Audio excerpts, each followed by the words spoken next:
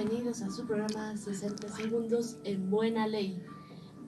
Hoy estamos gracias al auspicio de Organización de Mujeres Jumampi Lurata.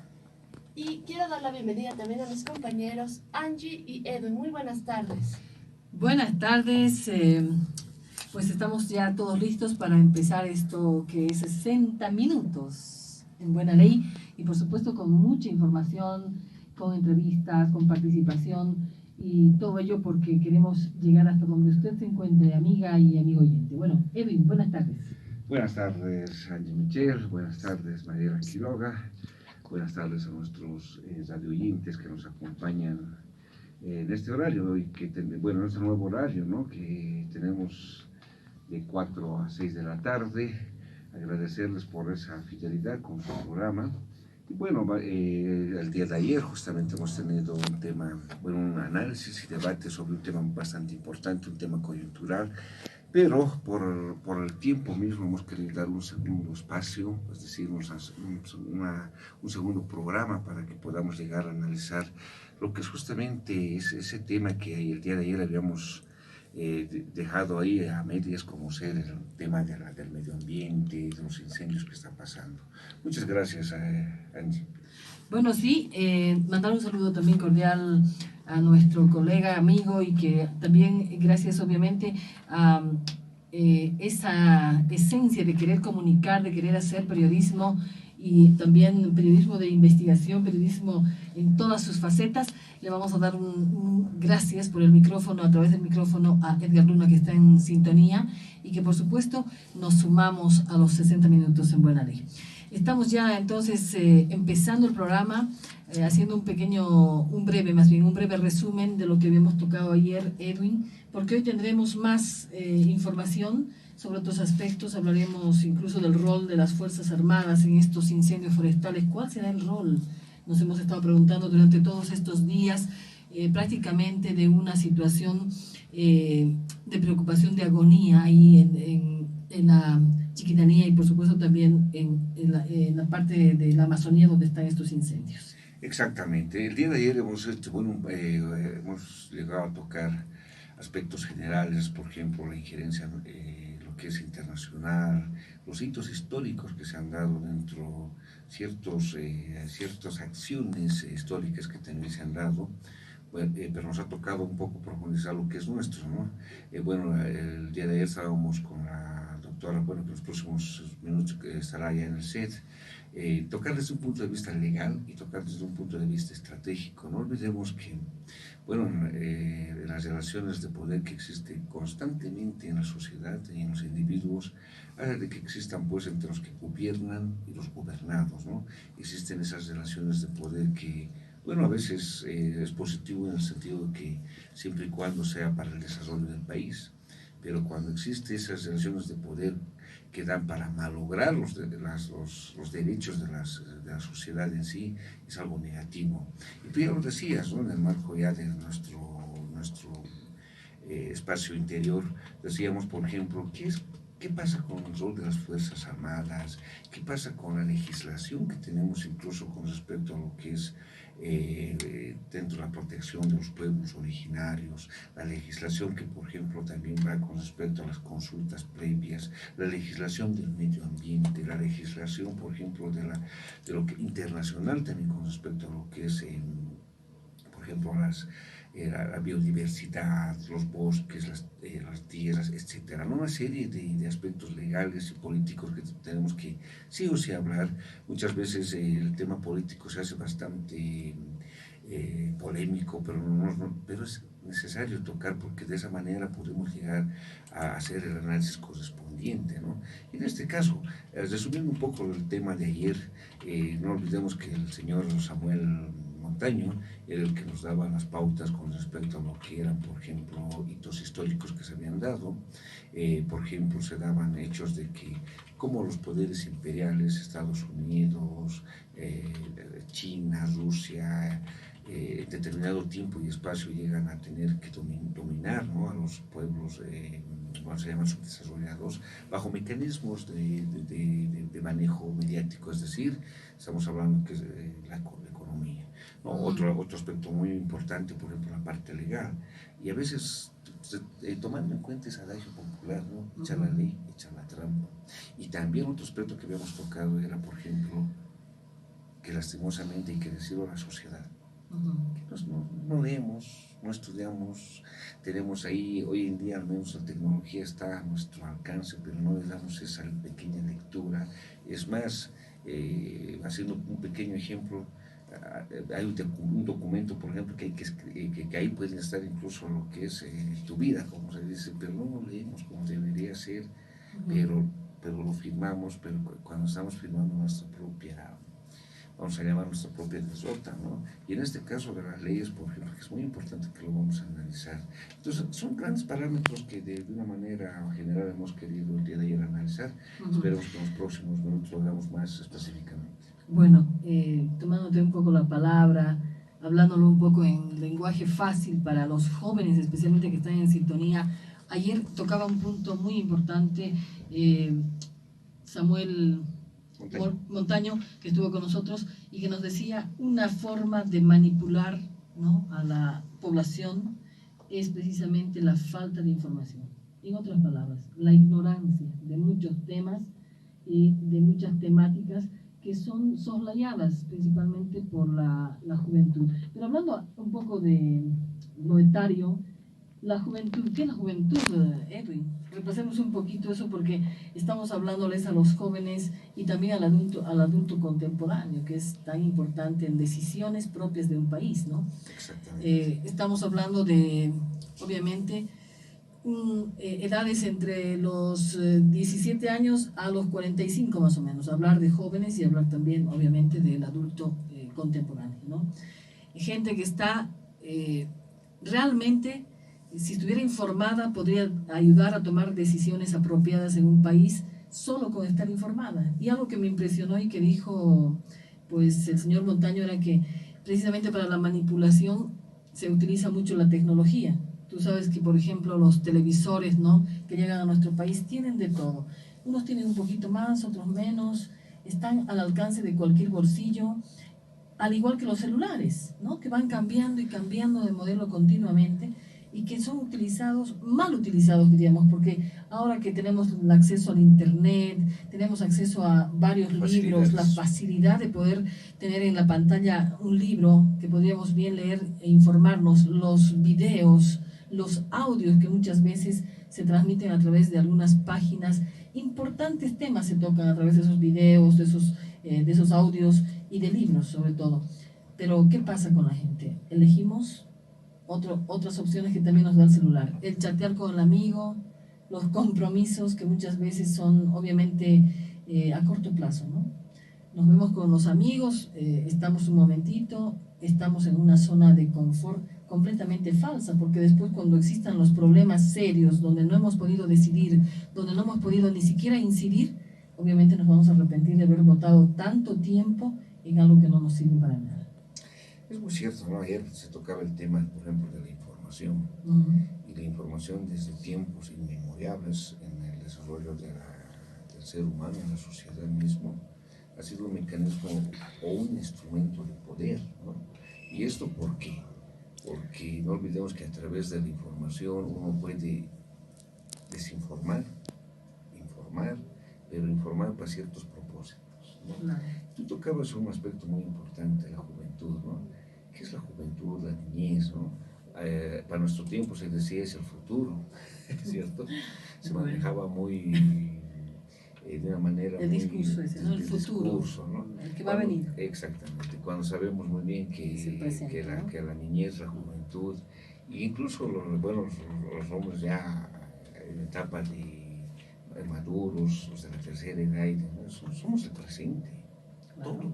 Todos somos el presente, ¿no? Y por ser presente tenemos que estar, pues, ciertamente involucrados en lo que es nuestro cotidiano vivir, también cómo marcha nuestro país. Bueno, por ejemplo, muchas veces se escucha en las personas decir, yo no vivo de la política, no me interesa la política, pero sí tal vez le interesa la novela o le interesa el fútbol, ¿no? Y en ese sentido, por ejemplo, yo siempre preguntaba y decía, bueno, si no le interesa la política está bien, pero hay una diferencia cuando uno hace la política activa y la política pasiva, ¿no? Pero sí, la política es muy importante porque no olvidemos que uno, ¿dónde puede tener el derecho de ciudadano para empezar? ¿Dónde puede ejercer su profesión? ¿Dónde puede tener sus derechos y obligaciones si no es un país? Claro. Y un país está pues representado por lo que es evidentemente es un ente, ¿no? Pero es un Estado, un gobierno, y eso es política. Claro, yo te pregunto, ¿hay personas que podrían elegir ser apolíticas? Jamás. No, lo que sí no es posible. No, el hombre desde que nace, voy a irme a un filósofo bastante conocido, como será Aristóteles, él decía el hombre es un ser, es un animal político, ¿no? Se refería que el hombre en esencia es político, desde que está pues en el vientre, ¿no? Porque el hombre va pidiendo ciertos derechos, obligaciones, el espacio, es una serie de parámetros que se manejan, ¿no? Entonces, el apolítico no hay, ¿no? Es como, bueno, yo respeto la posición de los anarquistas, ¿no? Que tal vez también nos estén escuchando, pero, por ejemplo, cuando dicen, no creo en el Estado, pero tenemos que ver desde un punto de vista que el Estado sí o sí es ese ente que de alguna manera nos regula, ¿no? Es como en casa, ¿quién puede llegar a tener ese orden si no existe esa, vamos a llamar ese orden vertical, ¿no? Entonces, en ese sentido, tiene que existir el Estado, ¿sí? Que nos guste o no, o por ejemplo el caso tomando lo que tú decías, la política, ¿no? Entonces es muy esencial. Ahora es cierto que simplemente unos podemos ser activos. Exacto. Y otros no. Pero la pasividad, ¿qué significaría en este caso? Porque no excluye el conocimiento, no excluye la opinión, no excluye obviamente la incidencia que un individuo pueda tener sobre la política en su país, ¿no? Es decir, no podemos convertirnos en seres completamente manejables por otras opiniones, por otros enfoques u otras propuestas de sistema, sino que tenemos que estar conscientes de lo que aceptamos si vamos a ser pasivos, ¿no? Exactamente, ahí está donde tú diste el dedo en la llaga. Sí. Es como cuando se dice, ¿no? ¿Qué clase de gobierno elegimos? Exactamente. ¿Qué clase de gobierno podemos llegar a elegir? Y ahora que estamos, por ejemplo, en las elecciones ya que se den en octubre, por ejemplo, ahí tenemos que saber elegir qué gobierno vamos a querer, ¿sí? Y para eso tenemos que conocer, por ejemplo, el programa de un determinado partido político, que lastimosamente en Bolivia no se lo llega a analizar profundamente, porque Bolivia siempre ha tenido el carisma de buscar caudillos, es decir, que tenga una imagen, pero que no interesa al respecto de su programa político, de su programa económico, de su programa social, de su programa de educación, de su programa cultural, etcétera, etcétera, ¿no? Entonces no les interesa mucho, lo que más les interesa es la imagen que ha ido construyendo por un determinado tiempo, ¿no? Podríamos dar, por ejemplo, dicen, no, tal líder es muy importante porque tiene, por ejemplo,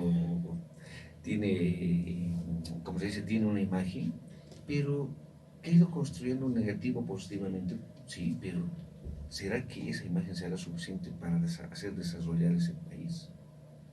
¿Será que esa imagen es suficiente, por ejemplo, para poder despegar económicamente? Somos cuántos años que nuestro país no llega a despegar económicamente. Lastimosamente estamos entre los países pobres, no vamos a decir más pobre, pero en el continente viene primero Haití, luego estamos nosotros.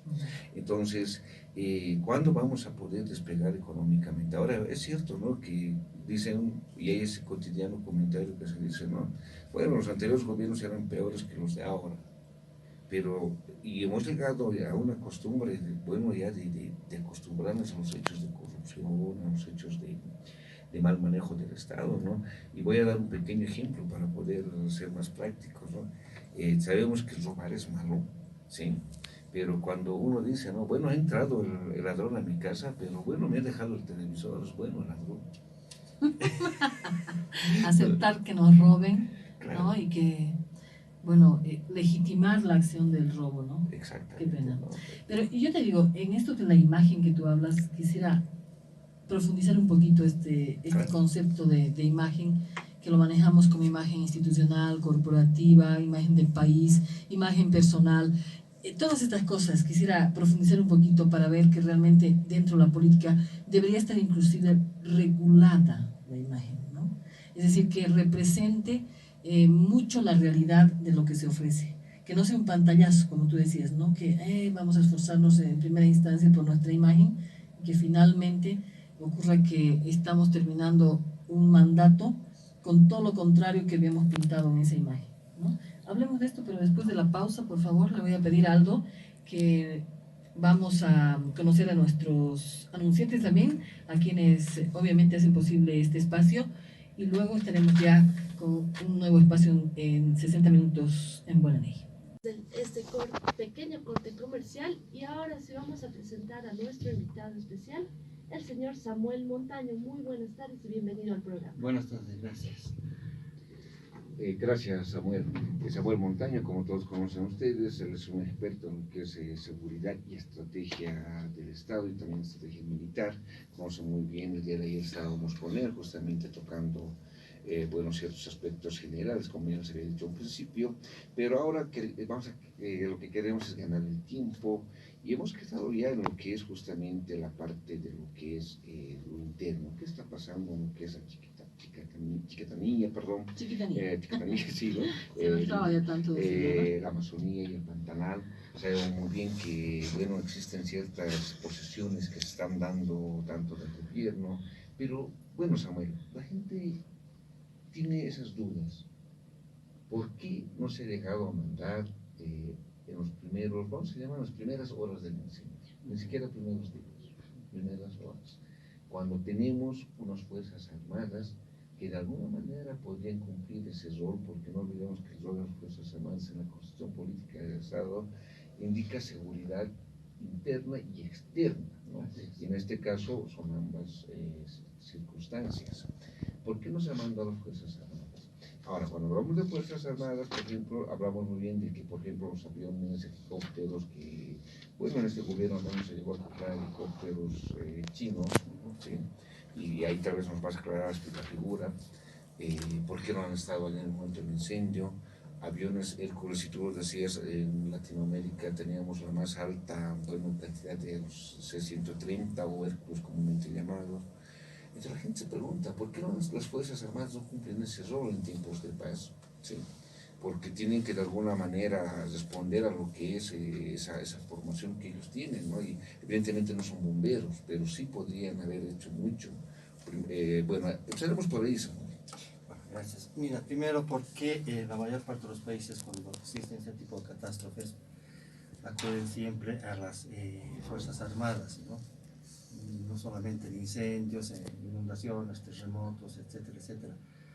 Las Fuerzas Armadas en cualquier parte del mundo tienen la característica de poder mover masa de gente. Las Fuerzas Armadas están constituidas, no por cientos, sino por miles de soldados, conscriptos, instructores, y tienen esa ventaja, incluso la ventaja de poder movilizar cantidad de hombres y material por tierra para, por ejemplo, combatir la delincuencia. También lo pueden hacer, porque tienen esa capacidad de masa de poderse mover. Ahora, lo que ha sucedido acá es muy sencillo. Primero, que no es el primer incendio que hemos tenido en Santa Cruz, casualmente.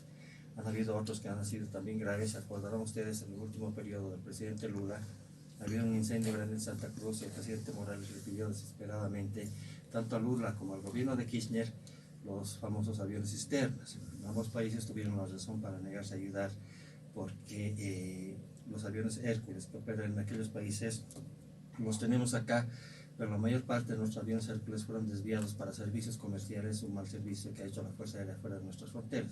Ahora, ¿por qué no se ha reaccionado los primeros días del incendio, incluso la primera semana cuando esto ya era grande? Porque sencillamente esto merecía un movimiento de emergencia nacional, no solamente de parte de los militares, sino prácticamente de todos los medios que disponemos. No se ha hecho porque sencillamente desde un principio hubiese sido reconocer la negligencia del gobierno de no atender esta catástrofe. Ya se está hablando inclusive de que la respuesta más clara, y esta mañana lo hemos escuchado inclusive en comentarios allá en el Asia, en la prensa de Filipinas, de Indonesia. Indonesia ha sido muy dura, ¿no? O Singapur, que esta mañana hubo una ceremonia, el despacho de las primeras 44 toneladas de carne a China. Exacto. Y los indonesios fueron muy duros, pero me parece que tienen mucha razón al decir, entre comillas, esta es la respuesta por qué se ha dado el incendio forestal en Bolivia. Porque 44 toneladas no son nada para China, con una cantidad de población, la primera en el mundo, que sobrepasa los 1.300, 1.400 habitantes. Y 44 toneladas no es nada. Por lo menos China, anualmente, para el consumo de su población, necesita entre las 12.000 a 15.000 toneladas de carne. Y eso significa una gran cantidad de ganado. Y esa gran cantidad de ganado que tiene que reproducirse necesita tierras. Entonces ya salen las sospechas, tal vez las especulaciones, pero no creo que estén tan alejadas, la verdad, que esto en gran parte ha sido provocado para disponer de tierras para el ganado, y por eso en gran medida no se ha reaccionado oportunamente. Ahora se ha visto, he podido conversar incluso esta mañana con gente en el New York Times, en que ven a Evo Morales reforzado en su actitud soberbia de no reaccionar prudentemente con el incendio, por una llana y sencilla razón. Se ha visto reforzado por la actitud que ha asumido Bolsonaro con la Amazonía. O sea, Bolsonaro dice, nosotros podemos, los bolivianos, nosotros también. Bolsonaro está quemando, bueno, nosotros también, así que no hay ningún problema. Entonces no se ha reaccionado, ni se va a declarar desastre nacional, porque si se declarase desastre nacional sería reconocer el desastre que ha tenido el gobierno de Evo Morales con la Amazonía, y no solamente con la Amazonía, sino como regiones como el Timnis, donde silenciosamente está avanzando la carretera y la están depredando prácticamente. Entonces, reconocer el desastre nacional sería reconocer el fracaso del gobierno, y la nueva figura de que Evo Morales está reconocido ahora en varias partes del mundo, el de Israel, que ha reaccionado. Los israelitas eran felices de venir acá a visitar especialmente el Madidi, hacer exploraciones, incluso se ha hecho una película sobre un ciudadano israelí que se perdió. ¿Qué le han dicho? A mí me ha parecido algo duro de la línea de Ariel Sharon, ¿no? De la gente de Ariel Sharon, algo duro, pero bueno, mira hasta qué extremos ellos han llegado, de que lo declaran, entre comillas, el Hitler de la Amazonía boliviana, cierre comillas, lo están diciendo los israelíes, ¿no? Entonces, no va a declarar desastre nacional porque no le conviene. ¿Y la ayuda internacional? Esta mañana hemos escuchado, y yo las califico de ineptas, las palabras del vicepresidente, donde dice, entre comillas, no necesitamos, si hubiésemos esperado la ayuda internacional, entre comillas, dice, hubiese llegado hasta aquí el incendio, donde él estaba ahora en Santa Cruz. Parece demasiado inepto, ¿no? Porque además reconocer la ayuda internacional significa un gran movimiento por la catástrofe, por el tamaño de la catástrofe, y este gran movimiento obviamente hubiese repercutido a nivel mundial. China incluso ya se está movilizando para ayudarnos. Entonces, para el gobierno no quiere aceptar la ayuda internacional, porque es aceptar la catástrofe que en gran parte no la han controlado por ineptitud desde un primer día, y debieron haberlo hecho. Don Samuel, ese carácter mundial que tiene este tipo de incendios forestales, más en el tema de la Amazonía, de la Chiquitanía, que son considerados un pulmón a nivel mundial, etcétera, ¿no tienen una forma quizá de operar con autonomía? Es decir, se decía en principio que se requería la autorización del gobierno boliviano para que esta ayuda internacional ingrese al país. Pero cuando se trata de un tema como este, que es de interés mundial, ¿no hay una excepción? Hay excepciones, pero el gobierno las está bloqueando absolutamente todas. ¿Cómo Vea cuáles? usted, por ejemplo, el gobernador de Tarija ha gestionado, además del ingreso por tierra de bomberos de la Argentina, un avión cisterna, que ya habría aterrizado hace más de 3-4 días en Tarija, pero no está operando, porque necesita la autorización del gobierno. Y hay una contradicción, porque Evo Morales dice, entre comillas, no hay problema que los sistemas paraguayos puedan sobrevolar el territorio sur de Bolivia, dice, no hay problema, pero no le están permitiendo al avión argentino a operar. Lo mismo Piñeira ha ofrecido un par de Neptunos, que son aviones cisternas, pero no se les está permitiendo, Es que cuanto más crezca la ayuda, más el mundo se va a convencer el nivel de catástrofe al que hemos alcanzado. Claro, entonces va a ser más evidente, y al gobierno no le conviene, desde ningún punto de vista. Sin embargo, inclusive, ha habido, que yo sepa, estoy en contacto con Yuri Parchikov, del Ministerio de Defensa de la Unión de Rusia, Ha habido el ofrecimiento del famoso Antonov A-124, que es un avión enorme también, tan grande como el 747, de poder operar en la Amazonía boliviana. Incluso los rusos están dispuestos a probar otro tipo de aeronaves más. Pero el gobierno no ha respondido, no ha dicho absolutamente nada, absolutamente nada. La Sikorsky de Estados Unidos ha ofrecido el famoso... Pero yo me refería precisamente a esa excepción, ¿no? Ver pasivamente o de una manera impotente desde más allá de nuestras fronteras un tema que le está perjudicando no solo a Bolivia sino al mundo. Entonces hay excepciones, a eso me refería. Si hubiera excepciones de accionar tienen que haber concretamente. excepciones. Inclusive esta falta de actuar del gobierno boliviano está provocando ya que algunos diputados paraguayos en Asunción ya están planteando que una cosa es el incendio en el Brasil, otra cosa es el incendio en Paraguay, pero en gran parte responsabilizan a Bolivia por no haber reaccionado en su momento. Por tanto, el Paraguay... Claro, ¿dónde se inició, no? En Bolivia, ¿no es cierto? Por eso, claro. Y no se ha logrado controlar cuando podía haberse controlado, porque cuando el incendio es pequeño, uno de los principios básicos de los incendios forestales es tener las estrategias, inteligencias y reaccionar inmediatamente. Mientras el incendio es pequeño, usted logra controlarlo, pero cuando crece el incendio como ha crecido, el incendio lo controla uno. Entonces, cuando el incendio ha empezado a pasar a territorio paraguayo y ha provocado esto, ahora el Paraguay, algunos ya diputados están planteando la necesidad de hacerle un juicio internacional a Bolivia y pedir una indemnización, también todo el derecho, por la lentitud que ha tenido el gobierno y la negligencia al reaccionar. En ese sentido, Samuel, volviendo a lo de los aviones, es cierto que la cantidad de aviones que teníamos, ya ves la población, ¿no? En un principio estábamos hablando de la educación e información con respecto a las generaciones de antes y a las generaciones de ahora. Y sabemos muy bien que los aviones, por ejemplo, pueden cumplir un rol también de sistema si es que se lo preparan, ¿cierto? Pero ¿qué ha ocurrido con, por ejemplo, con nuestros aviones que, siendo aviones del Estado boliviano, ¿sí?, se los han llevado para misiones en el extranjero, pero no a título de gratuidad, sino se les ha alquilado? ¿Quiénes son? O sea, hacen negocios, en este caso el Ministerio de Defensa, los comandantes. ¿Quiénes son? ¿Y por qué están utilizando, por ejemplo, aviones que son exclusivamente del Estado boliviano? Bueno, la primera pregunta. La segunda pregunta, los helicópteros, ¿sí? Que en determinado momento, y no voy a dar el nombre, también había un comandante que era en jefe en su momento que decía, yo había pedido incluso que se compren los aviones rusos por el tema de la altura y demás, pero él decía que no, había otro comandante que era de la Fuerza Aérea, por otro lado del Ejército, y el de la Fuerza Aérea decía, no, pues salimos los chinos, que no son suficientes. Y tú eres un experto en eso, ¿podrías explicarnos? En la primera parte, hay una historia muy interesante que se desarrolla en Inglaterra, porque los ingleses han hecho una investigación muy amplia. Luego también está David Woman, que les dije, el experto en incendios, sobre el uso de los aviones Hércules en Bolivia. Y tiene una historia bastante espantosa, porque esto incluso va por la muerte del padre Luis Espinal, que en su momento iba a denunciar el mal uso de nuestros aviones Hércules en el África por parte de la Fuerza Aérea. Por eso lo mataron, una de las razones por las que mataron. Resulta que Bolivia desde 1977 tuvo la flota de aviones Hércules más numerosa de América Latina, que es casi 20 aparatos, ¿de acuerdo? Se había comprado los dos primeros en 1977 durante el gobierno del general Banzer. Entonces alguien tuvo la genial idea en la Fuerza Aérea de crear la empresa Transporte Aéreo Boliviano, dependiente de la Fuerza Aérea. A esta empresa es donde desviaron estos dos primeros Hércules para hacer servicio de carga internacional fuera de nuestras fronteras, ¿de acuerdo?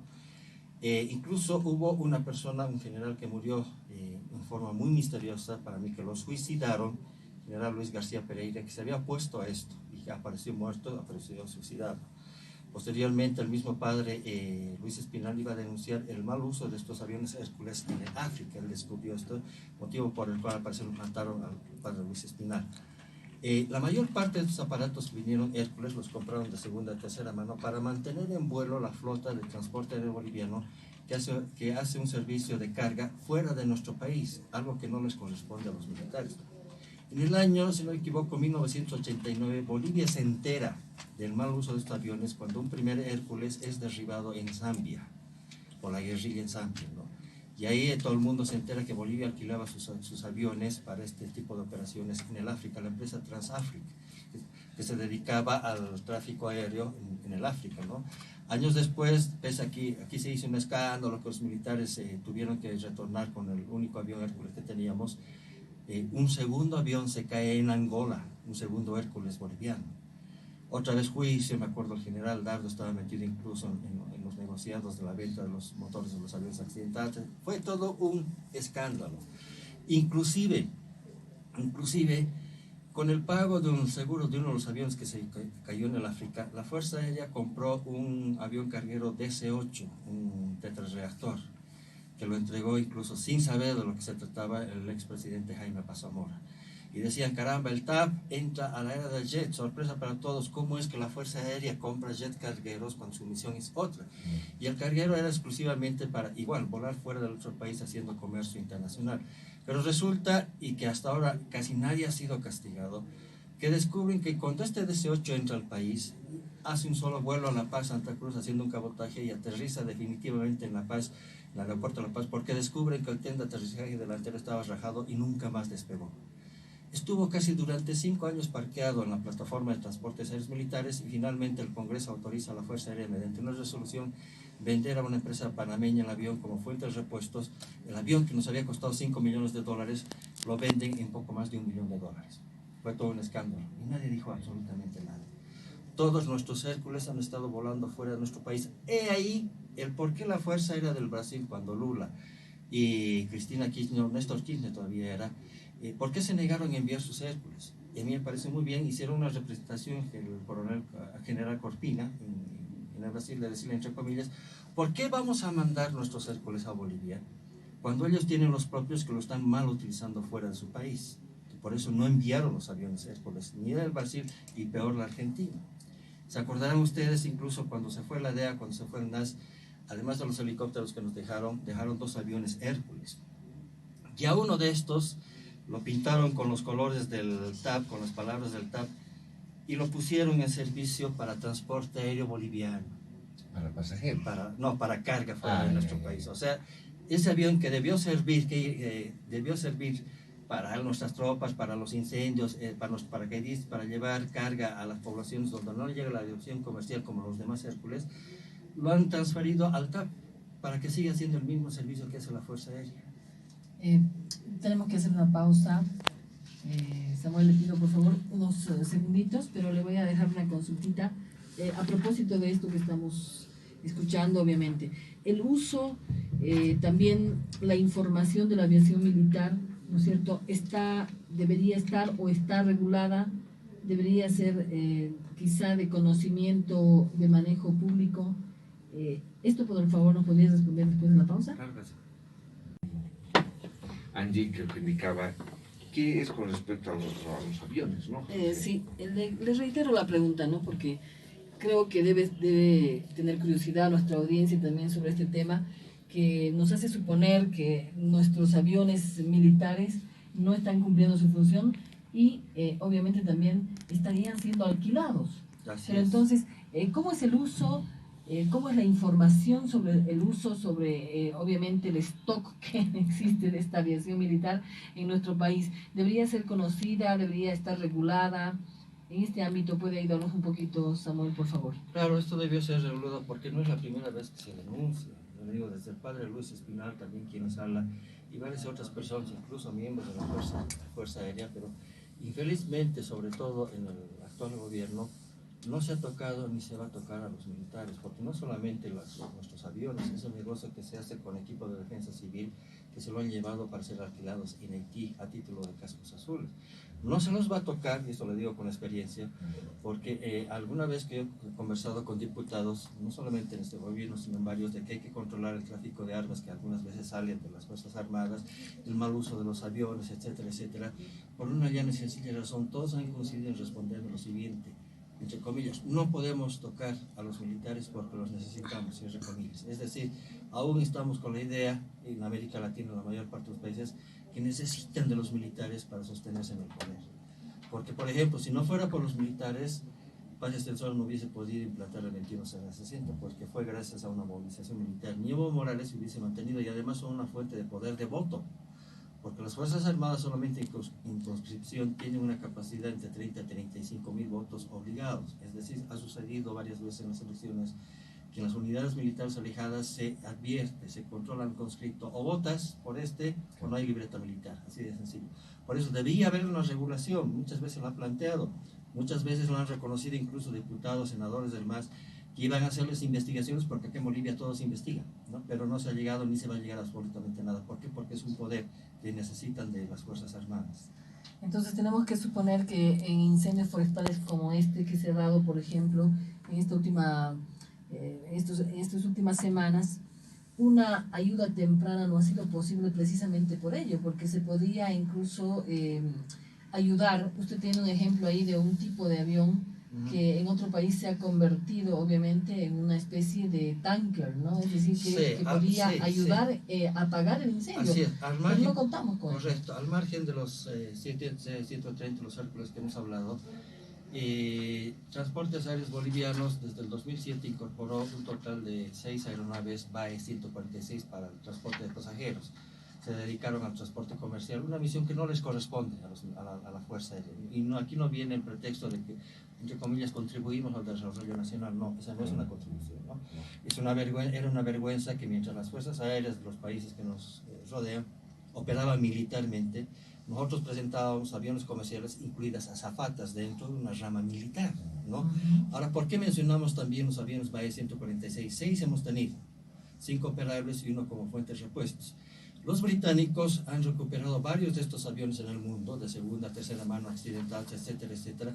Incluso la empresa Neptuno de los Estados Unidos, y los han acondicionado para aviones tanqueros, para aviones bomberos. Y precisamente tengo acá en las manos una fotografía de esto que está mencionando Samuel, un BAE 146, ¿no? Y abajo dice, pues, como que la función empresa Neptuno, de Neptuno, ¿no? Es la empresa. Es un avión bombero. Claro, que ha sido convertido. Ha sido convertido. Y no es caro, no sobrepasa los 3 o 4 millones de dólares, no pasa. A ver, específicamente en nuestro país tenemos modelo, 5 de estos que ya no están volando, están botados pero que podrían haber sido convertidos. Y se puede todavía. Se puede. La siguiente imagen que ustedes pueden ver es un avión Electra. El Electra de la Lockheed de los Estados Unidos voló durante la década de los años 70 y parte de los 80 dentro de la Fuerza Aérea. Es un turbohélice antiguísimo. ¿Qué han hecho los Estados Unidos? Tienen varios de estos almacenados en el desierto de Arizona. Los han sacado varios, los han restituido y los han convertido en aviones tanqueros. Este avión, uno de estos que tenemos, está en un museo, entre comillas museo, dentro de la base aérea del Arco. Está ahí estacionado, echado, exhibido y demás allá. Si los Estados Unidos han hecho esto, ¿no? Y no han hecho mucha inversión, la sugerencia es restituyan ese Electra que está en el alto y conviértanlo en un avión bombero. Conviértanlo en un avión bombero. Pero lo más grave es lo siguiente.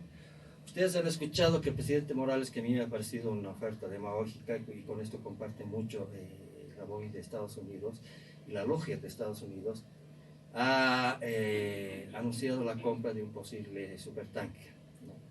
Desde todo punto de vista, para mí esto es demagógico, y desde el punto de vista financiero es una locura. ¿Por qué? Porque el supertanker no es un avión que usted lo va a usar todos los días, porque no vamos a tener incendios todos los días, en primer lugar. Segundo, el supertanker no es ahora para utilizarlo a último momento como nos ha sucedido. Ya ha actuado en Israel y ha actuado en Chile, pero en forma oportuna. Los Estados Unidos han aprendido la lección, porque el supertanker, por ejemplo, a los estados de Idaho, a Los Ángeles, les ha llevado una quiebra fiscal, porque si bien el avión se había hecho para combatir grandes incendios, pero su uso es muy caro, es bastante caro. Por tanto, la recomendación, incluso la Fuerza Aérea de los Estados Unidos, es utilicen el avión inmediatamente cuando se localice un incendio. Inmediatamente, no al final. Este avión no va a poder hacer mucho porque el incendio ya ha crecido demasiado. En Chile, cuando han llegado a las 50.000 hectáreas, ya estaba el avión operando. En Israel creo que han llegado a las 14.000 hectáreas y ya estaba el avión operando. Aquí estamos hablando de 500.000. Ya es tarde, ¿de acuerdo? Ya. Ahora, ¿qué sucede con la oferta de Evo Morales? No viene al caso, ¿saben por qué? Porque después del 747 en los Estados Unidos hay un segundo avión casi del mismo tamaño que se llama el DC-10. Era un enorme avión de pasajeros, casi con la misma capacidad del 747, un enorme carguero. Aún la Fuerza de los Estados Unidos lo utiliza como avión de transporte estratégico dentro de la OTAN y como avión de reabastecedor de combustible en vuelo para aviones de combate. Es enorme el aparato, ¿de acuerdo? Este aparato, el DC-10, por los Estados Unidos, fue también, varias unidades fueron convertidos en aviones cisternas que complementan la acción del 747, muy utilizados exitosamente en los incendios de Alaska. A diferencia del 747, el 747 es una maravilla de la ingeniería, pero ¿por qué el DC-10 tuvo mayores éxitos? Porque la estructura del aparato le daba mayor maniobrabilidad en zonas cerradas que el 747, donde no puede entrar. Es decir, el 747 es grande, pero por ese su tamaño es que no puede maniobrar en espacios cerrados. El DC-10 es igual de grande, tal vez un poco menos, pero sí puede maniobrar, ¿de acuerdo? Ya. Ahora, ¿por qué les menciono esto? Porque la Fuerza Aérea de Bolivia, en el actual gobierno, desde el 2007, recibió 2 de estos cargueros de segunda mano. Recibieron para hacer igual servicios de carga, servicio de carga exterior dentro de la Fuerza Aérea en el TAP, destinados a carga internacional. Otra vez el mismo negocio, ¿verdad? Perdón, ¿de quiénes recibieron, Samuel? Uno de estos lo compraron de segunda mano de una empresa, de una aerolínea del Perú. La otra hasta ahora es un misterio, son 2 naves que están estacionadas en Cochabamba y como ustedes pueden ver son cargueros grandes. Este es por ejemplo el carguero boliviano en el Perú, como verán es grande el aparato, transformado en Estados Unidos, varios de estos transformados en aviones cisternas. Entonces es obvia la pregunta a los norteamericanos, ¿para qué van a gastar en un 747 que cuesta un ojo a la cara? Cuando con unos 20 millones pueden modificar uno de estos cargueros en Bolivia para utilizarlo en su mismo país. Porque una cosa es, el 747 tiene una inversión de modificación, quiere decir, el aparato es una cosa. La modificación del 747 a bomberos es otra cosa. La modificación cuesta entre sus 20 a 40 millones y el aparato más de 100 millones de dólares. Y además no lo vamos a tener todo el día estacionado cuando no haya incendios. ¿Cuál es el riesgo que ven muchos? Ojo, no es cosecha mía, lo dice incluso la misma Fuerza de los Estados Unidos. Entre comillas, si Bolivia ha sido capaz de desviar sus aviones para el servicio comercial, es por eso que cuando llegaron en el 2004 6 aviones Hércules y el ex embajador de Estados Unidos, Manuel Rocha, hicieron una ceremonia en Cochabamba, si no me acuerdo, y entregan esos Hércules y una primera instancia dice, esta es una donación a la Fuerza Aérea de Bolivia, de los Hércules para el combate al narcotráfico, etcétera, etcétera. Pero nunca fueron una donación, estaban en calidad de préstamo, ¿no es cierto? La Fuerza Aérea, cuando necesitábamos los aviones teníamos que pedirle permiso a la Embajada Americana, al NAS. ¿Por qué? Porque el NAS ya sabía cómo se desviaban los aviones Hércules para estos servicios de altar y no le gustaba a los Estados Unidos. Entonces, ¿qué hizo los Estados Unidos? ¿Estaba cuidando nuestros intereses? Claro, Estados Unidos dijo, les vamos a prestar los aviones, pero los vuelos estaban controlados por el NAS, hasta incluso el cambio de respuesta. ¿Por qué? Para evitar de que ni un solo perno, ni una sola rueda, ni una sola hélice pase a los aviones del TAP. ¿De acuerdo? Sí. Entonces, ¿qué dice? Si van a comprar 747, digamos que actúe 2 semanas en algún incendio y el resto del año lo van a tener estacionado. Entonces, ¿cuál es el riesgo? Que como no hay incendios, hasta mientras no haya incendios, donde utilizar el avión, lo vamos a pintar con los colores del TAP y va a correr la misma suerte que los otros aviones como los Hércules del DC-10 que hacen servicio comercial fuera de nuestro país. Perdón, voy a insistir un poquito porque no me quedó claro, mil disculpas, pero no me quedó claro el hecho de si está regulado a través de ciertas normas, leyes, etcétera. No me voy a la denuncia precisamente que usted hizo hincapié y que me parece un tema súper interesante conocerlo, pero me voy a esa ley que está escrita y que nos permite a cualquier ciudadano boliviano, en este caso, conocer, ¿no es cierto?, lo que nuestra fuerza aérea, es decir, la aviación militar tiene como aviones y obviamente, no sé, más de esto. Mire, tenemos todo el derecho, inclusive utilizando el Congreso o la Asamblea Constituyente. Le voy a dar un ejemplo, pero que no ha resultado. Al margen de esto, Defensa Civil, antes de la gestión del exministro de Defensa, Fernando Kiefer, Defensa Civil siempre ha tenido una falencia tremenda de equipos. Entonces, nos teníamos que prestar camiones, etc. Fernando Kiefer gestionó un crédito del gobierno español por 15 millones de dólares, con el cual compró más de 100 vehículos para defensa civil, camiones, cisternas, grúas, ambulancias para defensa civil, 100 vehículos. Y se entregó esto en una fiesta, fue una fiesta en la Plaza Villarreal, me acuerdo, porque era la primera vez que la defensa civil de nuestro país contaba con esta cantidad de vehículos y la variedad. Con el equipo también. Claro, estaba presente el embajador de España, incluso el embajador de Italia, porque habían camiones Iveco italianos nuevos. Se entregó la primera vez para defensa civil. Infelizmente, años después, cuando Evo Morales aprobó la salida de cascos azules bolivianos a Haití, una contradicción porque decían, caramba, el imperio, que los cascos azules, se acordarán los repetitivos discursos, que los cascos azules, que son imperialistas, que ocupan países, pero aprobaron la salida de cascos azules. Y uno de los requerimientos de Naciones Unidas era de vehículos. El ejército no contaba con vehículos, ni siquiera para llevar soldados a nuestras fronteras. Se les ocurrió secuestrar 16 vehículos de defensa civil, de esta dotación de equipos de defensa civil, y llevaron estos, los pintaron de blanco, les pusieron UN de Naciones Unidas y los enviaron para ser alquilados en Haití. Entre los equipos secuestrados se llevaron los camiones cisternas de defensa civil bolivianos que eran para nosotros y los llevaron a Haití para ser alquilados allá. Un paréntesis, bueno, sabemos muy bien que teníamos una crisis del agua aquí en La Paz, Exacto. donde incluso no había cisternas. Exacto. Hablemos un poco. Claro, claro. No solamente cuando hubo la escasez de agua en La Paz, acordémonos cuando hubieron las grandes inundaciones en el Beni y la gente necesitaba agua potable. Se han pedido urgentemente cisternas, camiones cisternas para llevar agua. Y por supuesto no podíamos ayudar a esa gente porque nuestras cisternas fueron irresponsablemente llevados a Haití para ser alquilados a aquel país. Mientras aquí nuestra gente necesitaba agua, nuestras cisternas estaban repartiendo agua en Haití, ¿de acuerdo? Estaban repartiendo agua en Haití. Inclusive cuando hubo la escasez de agua acá, reclamamos, cuando hubo la escasez de agua en La Paz, no sabían de dónde sacar cisternas, de decir, ¿dónde están nuestras cisternas? Y si el ejército devolvió estas cisternas al país. Inclusive puso furioso, esto por ejemplo, que vean esta imagen, es una imagen gentileza de los Estados Unidos, que es uno de nuestros cisternas al momento de ser descargado en Puerto Príncipe, Haití.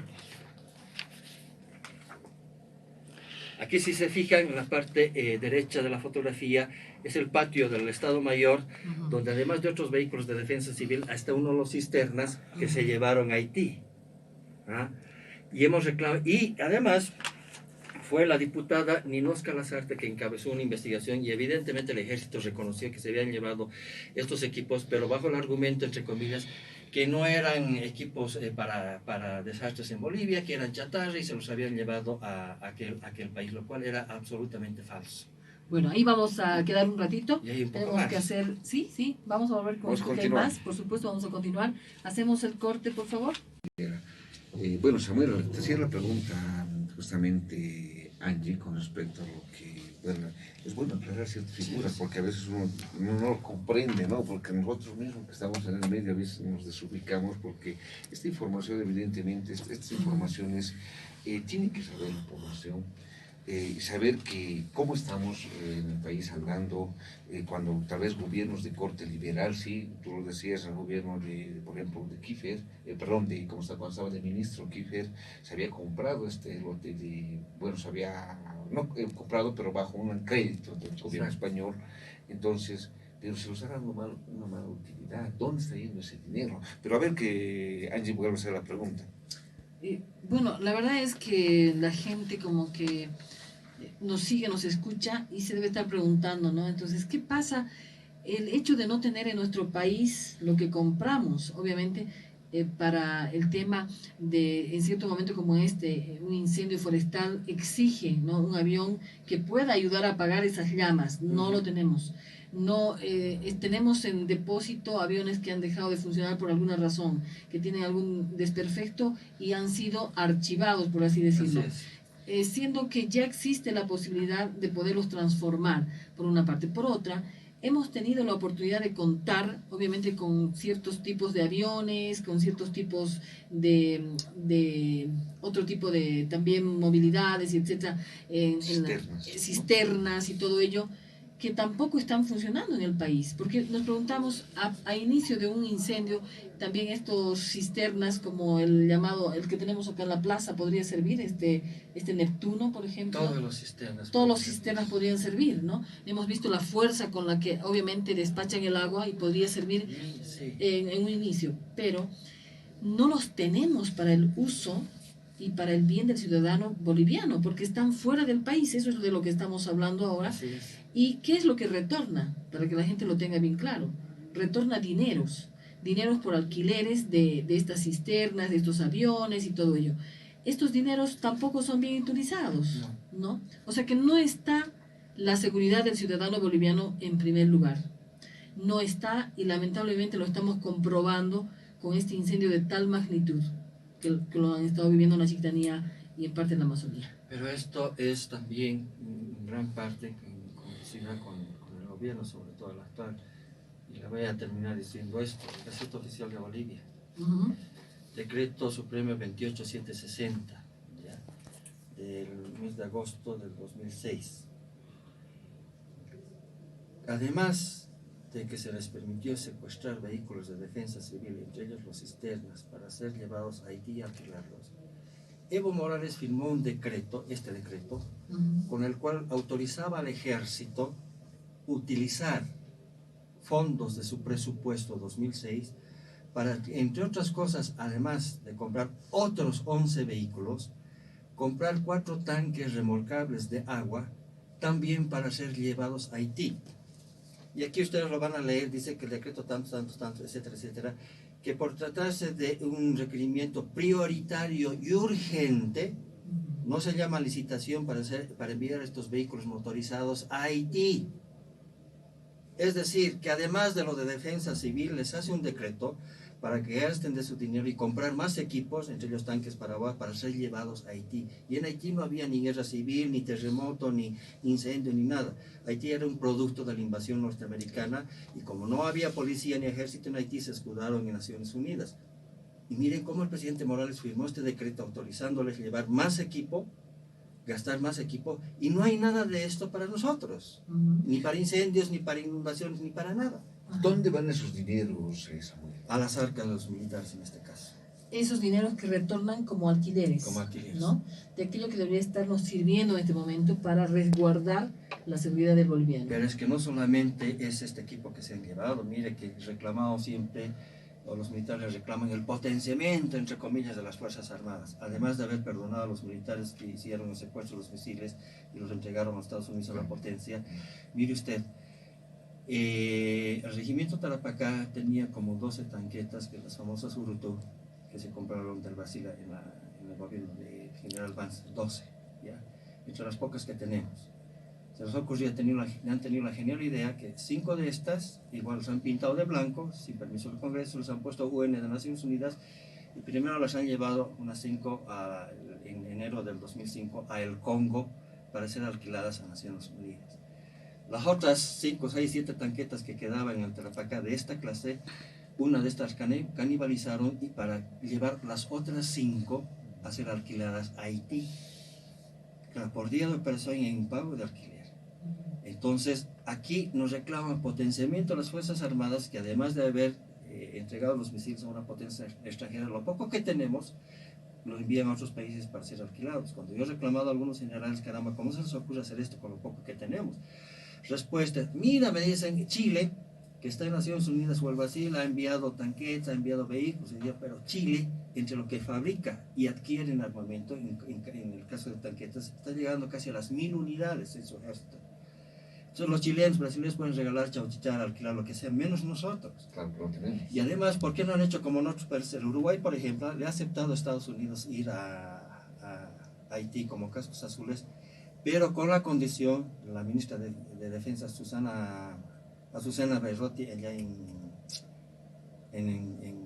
el Uruguay, de decirles a los norteamericanos, cuando va el jefe del Comando Sur, le dice, caramba, queremos cascos azules uruguayos en Haití. Bueno, La respuesta de la ministra, el primer ministro ante el general Charles Williams fue, caramba, sí, vamos a ir a Haití, pero vamos a ir desnudos, le dice.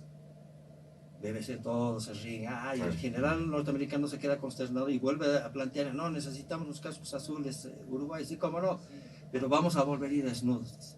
¿Por qué? Dice el general, porque Haití es consecuencia de la invasión que ustedes han hecho, por tanto, vamos a ir, pero ustedes nos ponen el equipo.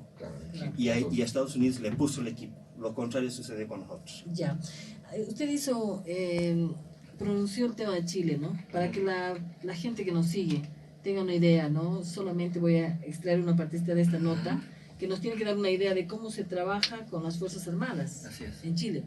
Y dice, ¿cuál es el rol de las Fuerzas Armadas en el combate contra los incendios forestales? Una pregunta que se ha respondido a través de los periódicos internacionalmente conocidos. Dice, existe un convenio de cooperación entre los Ministerios de Defensa y Agricultura, ¿no? Para el combate precisamente de los incendios forestales de gran magnitud, que ha sido firmado por la presidenta Michelle Bachelet, ¿no?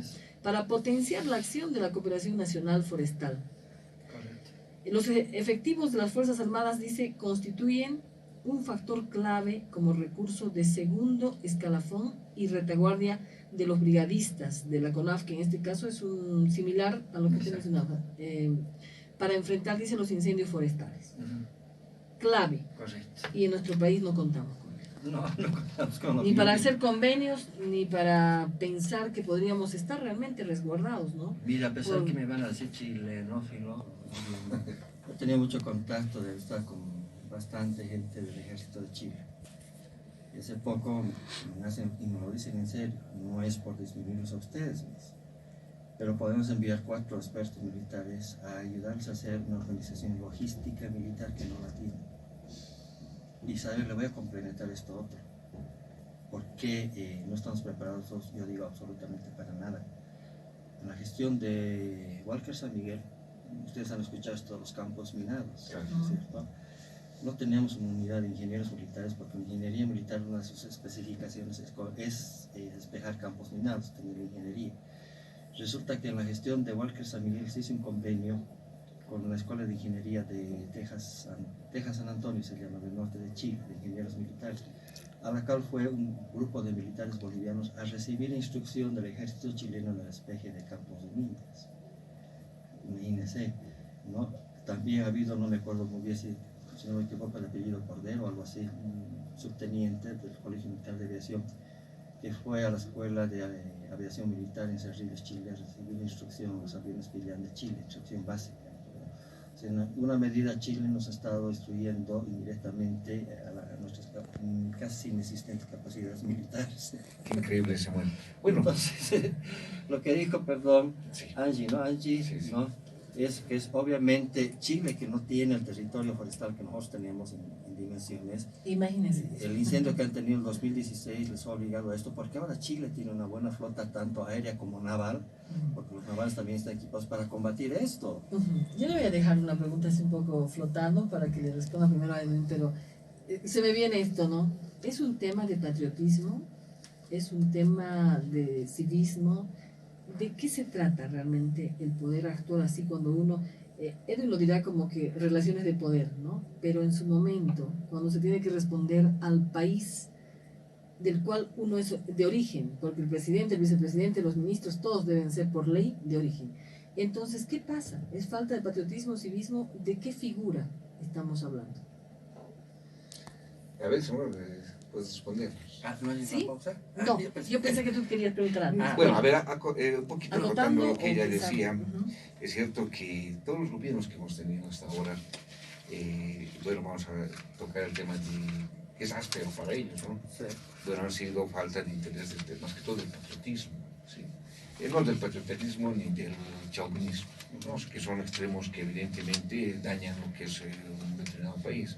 Pero en este caso el patriotismo, que es muy esencial, y el nacionalismo ante todo, ¿no?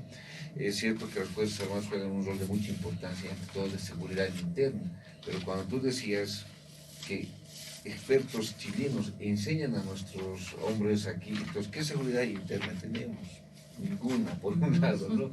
Y a ver, respóndenos esas dos preguntas, ¿no? Bueno, patriotismo obviamente es responsabilidad para con su país. Una cosa al margen de lo que hacen en el mundo, en los Estados Unidos, una cosa que admiro en los Estados Unidos, en Rusia o en Israel, es que cuando ellos tienen una necesidad urgente interna o externa, los norteamericanos son muy unidos y responden, igual los rusos. Igual los israelíes, a mí me parece maravillosa la reacción. Yo he estado varias veces en Israel. ¿Cómo responden los israelíes a su país? Cuando yo les preguntaba a varios generales, he tenido la oportunidad de conocer al general Israel Tal, diseñador del famoso tanque Merkava, ¿no? Caramba, si ustedes, rodeados de más de 100 millones de árabes desde los años 60, y ustedes no llegaban ni a 5 millones de habitantes, pero han ganado todas sus guerras, han sido eficientes. ¿Por qué? ¿Cuál es la diferencia?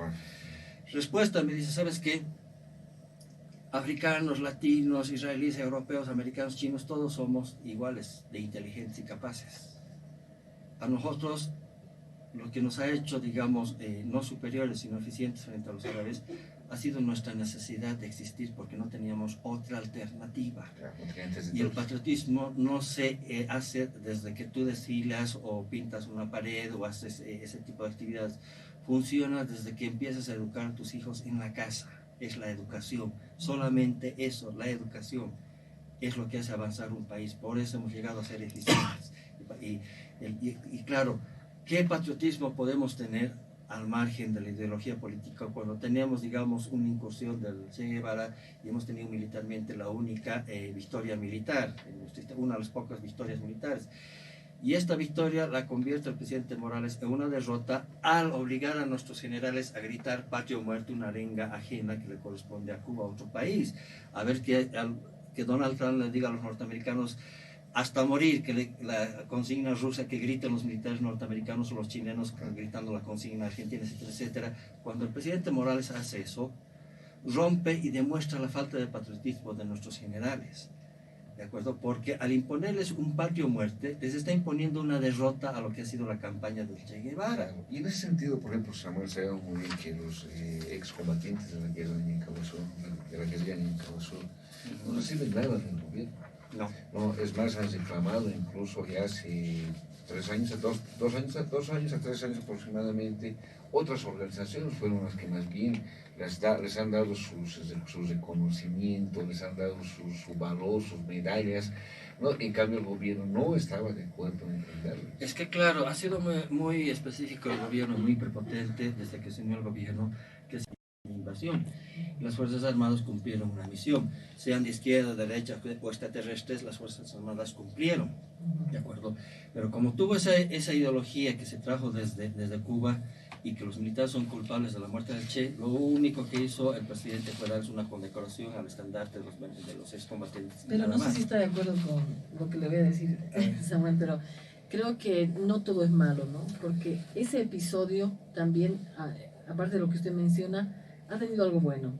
Ha destapado, digamos, ha levantado ese telón que mucha gente tenía, que era un telón falso, es decir, quienes defendían esa posición, por ejemplo, en defensa del Che Guevara, incluso conmemoraciones, ¿no? Se hacían en el país, etcétera, y la gente como que se sacó la venda un poco con estos hechos también, ¿o no está de acuerdo?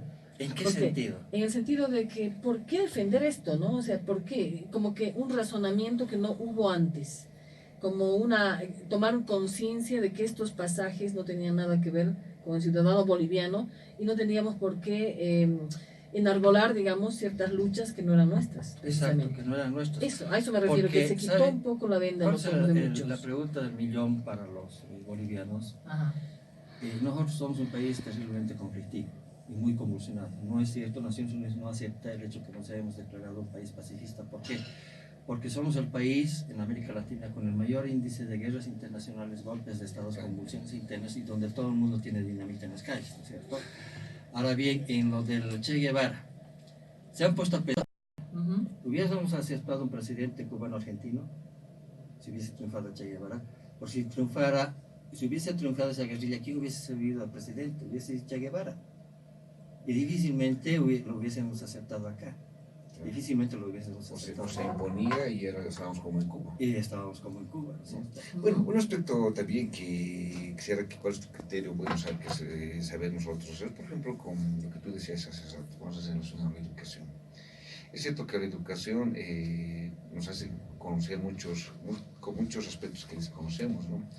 Y aquí quiero ser puntual. Por ejemplo, todos sabemos que es la agenda patriótica para el 2025, todos lo sabemos, pero no sabemos el contenido. Así es. Y quiero entrar en esto, ¿no? Son 13 puntos que se dieron, ¿no? Donde dice erradicación de la pobreza extrema, socialización, universalización, ya. Pero quiero entrar a este número, el inciso 6, que habla justamente sobre el tema que estamos analizando. Ambiental, ¿no? Soberanía comunitaria financiera sin servilismo al capitalismo financiero, ¿no ve? El 6. Soberanía productiva con diversificación y desarrollo integral sin la dictadura del mercado capitalista, productiva. Estamos hablando del año 2011, ayer te hizo una pregunta parecida. Y acá, por ejemplo, vamos a llamarlo esta agenda, se ha llevado a rango de ley. Que ninguna otra propuesta de ningún partido político, su proyecto lo ha llevado como rango de ley. Pero el MAS sí se ha osado llevar esta propuesta como rango parte de ley. del programa, parte de la propuesta. Ese es rango de ley. Lo ha convertido en rango de ley. Es un rango de ley que tiene. Es algo increíble. No, pero quiero que nos den la respuesta después de este espacio institucional, por favor. Sí, por favor, tenemos un corte. Enseguida estamos de retorno. En su programa 60 Minutos en Buena Ley. Y antes de seguir con esta interesante conversación con el señor Samuel Montaño, quiero agradecer una vez más, gracias a quien llegamos a sus hogares, es gracias a la Organización de Mujeres Human Pilurata. Vamos, Edwin, por favor. Gracias, Mariana. Bueno, la pregunta es la siguiente, Samuel. En base a lo que es la educación. La educación, evidentemente, que es ese sistema que nos abre, nos llena de información. Pero en este caso, por ejemplo, también puede ser una trampa, ¿no? En el sentido de que el no desconocer, el no estar informado, por ejemplo, de lo que te decía, de lo que es la Agenda Patriótica 2025, donde evidentemente son 13 pilares fundamentales, según ellos, que tocan varios temas, ¿no? Acá toca el tema 6, habla sobre soberanía productiva con diversificación y desarrollo integral, y que también el 9, ¿no? La soberanía ambiental con desarrollo integral, respetando los derechos de la madre tierra. Ahora, ¿por qué tocaba este tema? ¿No? Por ejemplo, en la agenda se ha vuelto justamente, lo han llegado a ser ley por decreto. ¿Cómo tú ves eso? ¿Cuál es el criterio con respecto? Se han basado en una ley que hizo el general Banzer, cuando en su momento al mismo Evo Morales, al mismo Álvaro García Linera y en su momento a Sergio Almaraz, cuando fue ministro de Tierras, creo, de este gobierno, decían, entre comillas, ¿por qué a toda aquella gente que ha recibido títulos de propiedad de forma irregular en Santa Cruz, tierras que no las utilizan o las mal utilizan o las alquilan o las revenden, ¿por qué no se revierten estos títulos de propiedad? Respuesta, porque es una ley hecha por el general Banzer y una ley se tiene que respetar, así haya sido hecha en la dictadura, no podemos revertir. En esto se han basado, porque para revertir esto va a ser toda una pelea, y saben muy bien los del MAS que esta pelea, quienes le vayan a hacer frente en el Congreso o en la Asamblea Constituyente la van a perder y se van a respaldar. Es que esta ley es como el TAP. Cuando muchos han planteado, decían, ¿por qué el TAP no se revierte? Jimena Sánchez de Lozada, hija de Sánchez Lozada, estaba consciente del mal uso de los aviones de la Fuerza Aérea y le había planteado a su padre revertir esto del uso de los aviones. ¿Con qué salieron los militares? Es que es ley, es decreto, es una ley que se tiene que cumplir. Pero no le decían, es una ley que hemos hecho nosotros cuando éramos dictadores. Claro. Ahora hay algo importante, Samuel, o sea, la ley, no interesa que, por ejemplo, para el 2025, y eso ya está por lo que es debajo de estos pilares, indica que para hasta el 2025 se tiene que triplicar la población de ganado. Es decir, estamos hablando de lo que ahora, por ejemplo, se dice que tiene que haber 25 millones de cabezas de ganado hasta el 2025. Ahora entendemos por qué la respuesta israelí sobre la exportación de carne a China. 42 toneladas, discúlpeme, es un pelo al gato a lo que realmente necesita China. Necesitamos esa cantidad de ganado. El ganado tiene que comer. Para comer necesita tierras, y esto les viene como anillo al dedo. No estamos muy lejos de sospechar que ha habido alguna intención de alguien interesado en que este comercio de la carne vaya a crecer con China. Ya hemos escuchado a algún empresario decir, es que si no vendemos, entre comillas, nuestras reservas internacionales están bajando y nos preocupa eso. ¿Desde cuándo un empresario se ha preocupado por nuestras reservas internacionales? Pero ahora entiendo la respuesta israelí de decir, caramba, tienen que quemar medio país porque necesitan más vacas. Así de sencillo. Hay que triplicar, ¿cómo se llama? Volverlo 3 veces, 25 Así millones. es. ¿La población de Bolivia cuántos? Para el año 2025 va a llegar. ¿Cuál sería la a lógica, 100. perdón? Porque hay mucha gente que puede no estar entendiendo esto, ¿no? La lógica A ver, una vez que está ese territorio quemado, ¿qué va a pasar en la lógica en la que estamos hablando de la Agenda 2025 y su punto o su pilar 6 y 9, donde se prevé obviamente ya un resultado de subir la cantidad de ganado? Entonces, explicarle un poco a la gente, ¿cuál sería esa lógica? ¿Qué haríamos con este...? es la misma que utilizan en el TIRNIS. Es decir, queremos desarrollo, entonces tenemos que abrir el camino. Nada más. Me hago mías las palabras del politólogo Franklin Pareja. Le va a costar a la naturaleza 200 años recuperar este territorio, siempre y cuando no volvamos a tocar el territorio, lo cual es imposible. Necesariamente, si ya todo está quemado, lo único que usted tiene que hacer es remover la tierra, remover un poco de cenizas y empezar a sembrar lo que necesita el ganado. Así de sencillo. Nada más. Eso es todo. Pastizales, eso es todo. Bueno, si tienes alguna Sí, por tengo favor. más preguntas. Vamos, porque tenemos ya poco tiempo. Bueno, otra 5:38. pregunta es la siguiente. ¿No es cierto que ayer incluso ya te adelantabas, se necesita estos espacios, se necesitan para justamente sembrar lo que es la soya, ¿sí? Lo que es el biodiesel, biocombustibles? Entonces todo está, no lo estoy hablando de memoria ni con apasionamientos, acá tengo datos que los veo, lo tengo en la tableta, lo tengo en nuestras revistas, lo tengo en libros, lo tengo etcétera, ¿no?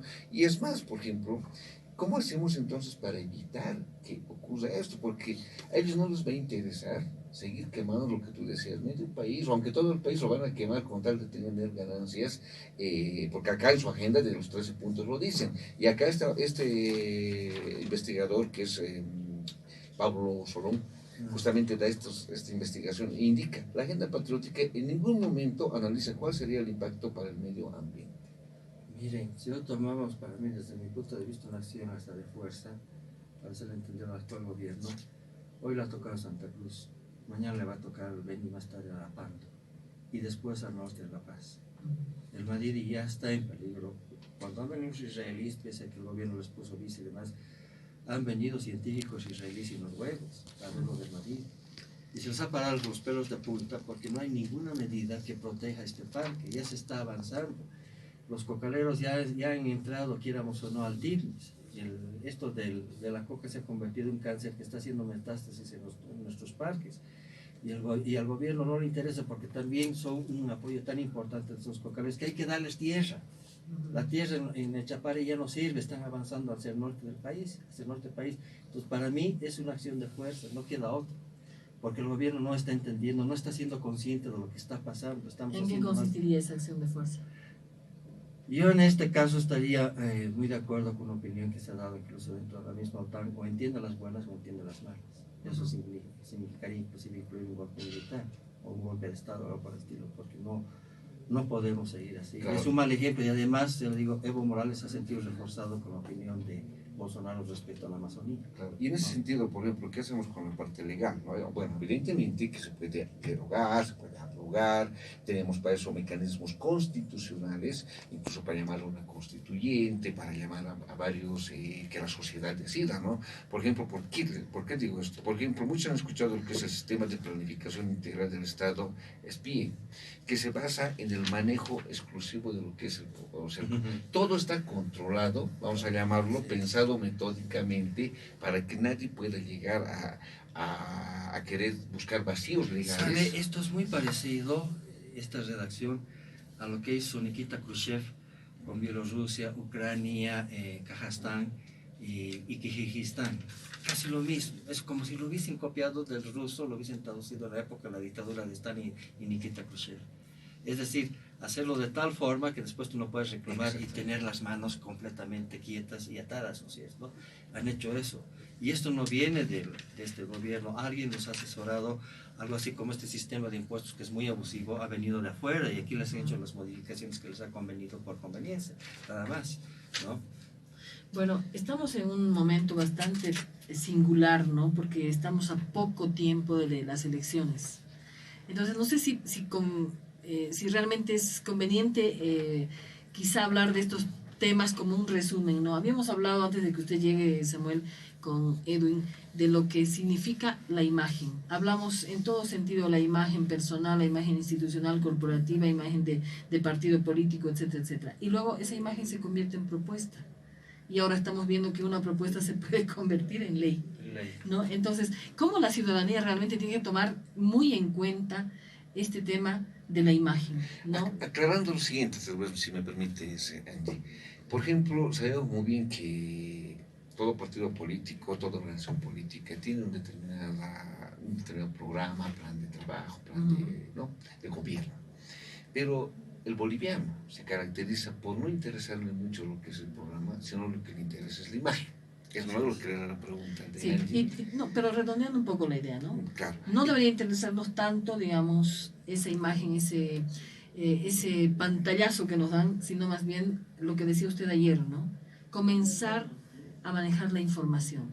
Todo ciudadano tendría que asentar, obviamente, fundamentar sus conocimientos en la información a través de los programas políticos, conocerlos, disgregarlos y estudiarlos, desmenuzarlos, manejar esto, porque imagínense que luego estamos pasando por algo como esto.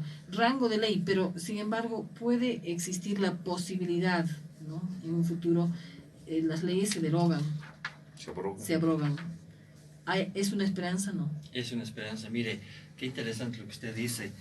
En esta feria del libro, no me acuerdo muy bien, un escritor mexicano, una periodista le pregunta, le dice, bueno, que la lectura, que la gente ya no lee muy poco y demás, ya no quiere leer. Y le dice la periodista, entre comillas, ¿no? Y así que la televisión, ¿usted ha visto Juego de Tronos? Le dice al escritor. El escritor le dice, no. Y le dice, no vea Juego de Tronos, no vea. ¿Pero por qué? No, lea Juego de Tronos, que es muy distinto, lea. Una de las misiones muy importantes, una esperanza muy grande, es la prensa. La prensa que con el lenguaje, con lo que dice, además invitar a la población a leer. Por eso que el gobierno está haciendo lo posible Estoy dentro de la lista de 18 personas que el gobierno ha repartido muchos medios de prensa para no ser entrevistado, etcétera, etcétera, ¿de acuerdo? Porque es la prensa, yo diría la principal esperanza de que ustedes le digan a nuestro país en forma buena e inteligente, con el lenguaje inclusive, señores, lean, investiguen, piensen, razonen, no vean tanta televisión, no vean tanto celular. Bueno, desde este pedacito, desde este rinconcito que, bueno, se ha representado hasta hoy en los 60 minutos ahora en Buena Ley, siempre hemos impulsado una lectura también crítica, ¿no? Que es tan importante, leer y ser críticos. Exactamente. ¿Y crítico en qué sentido? Perdón, Samuel, ¿no? Y yo quiero tocar siempre la parte fundamental. Por ejemplo, bueno, ya no está nueva la Constitución, pero el 2009, ¿no? Cuando se dio, indica el artículo 6, a lo que estábamos comentando, dice, ¿no? El artículo 9 en su inciso 6, dice, promover y garantizar el aprovechamiento responsable planificado de los recursos naturales e impulsar su industrialización a través del desarrollo y del fortalecimiento de la base productiva en sus diferentes dimensiones y niveles, así como la conservación del medio ambiente, ¿no? Para el bienestar de la generación actuales y futuras. ¿Para qué se hace una constitución cuando no se va a cumplir, Samuel? Y lo que decía Angie, ¿no? La desinformación hace de que nosotros no podamos sustentar. Ahora, en este caso, podemos sustentar nuestros derechos a reclamar en la misma Constitución que ellos mismos hicieron. Extraño mucho nuestras épocas con los jóvenes en la universidad, y cuando habían estos abusos de tomarte el poder en todos los aspectos, sean militares o civiles, cómo salíamos a pelear, cómo marchábamos, cómo cuestionábamos, cómo desafiábamos a conversar en todos los aspectos, y eso se ha perdido hoy en día. Se ha perdido, es una pena cuando usted va a la universidad San Andrés y las bibliotecas ya están cerradas temprano porque los chicos ya no leen, y eso está aprovechando el gobierno. Yo extraño esa movilización de las universidades. ¿De qué sirve la Constitución? ¿De qué han hecho? De nada. Está escrita y nada más, mientras el pueblo no sé por qué está adormecido y no reacciona, que debería reaccionar, pero en fin, estamos perdiendo todo prácticamente. Y si logran ganar esta elección, este 20 de octubre del actual gobierno, yo le veo, incluso hablando con algunos militares que tienen la oficina del Consejo Nacional de Seguridad, están muy conscientes que la reelección del actual presidente nos va a llevar a una división del país, sí o sí nos va a llevar, y esta vez no necesitan intervenir los norteamericanos para dividir nuestro país.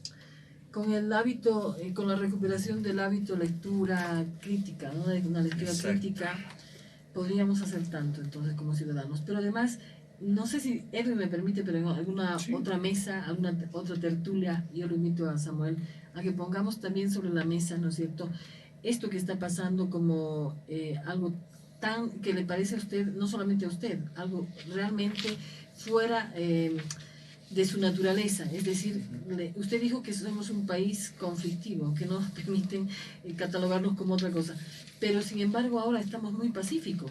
Como usted dice, ya no salen las marchas, ya no se escuchan los reclamos, y precisamente sobre esto, ¿por qué ese adormecimiento?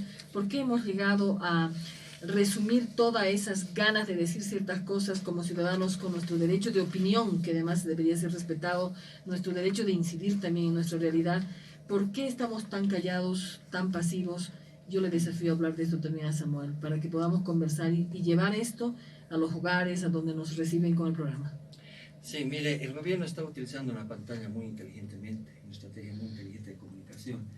Es decir, la gente generalmente cuando sale a reclamar por una injusticia, por lo general cuando es económica, de suerte salimos a las calles, sacamos la mugre, todo lo que usted quiera, ya, pero se está utilizando una estrategia muy especial.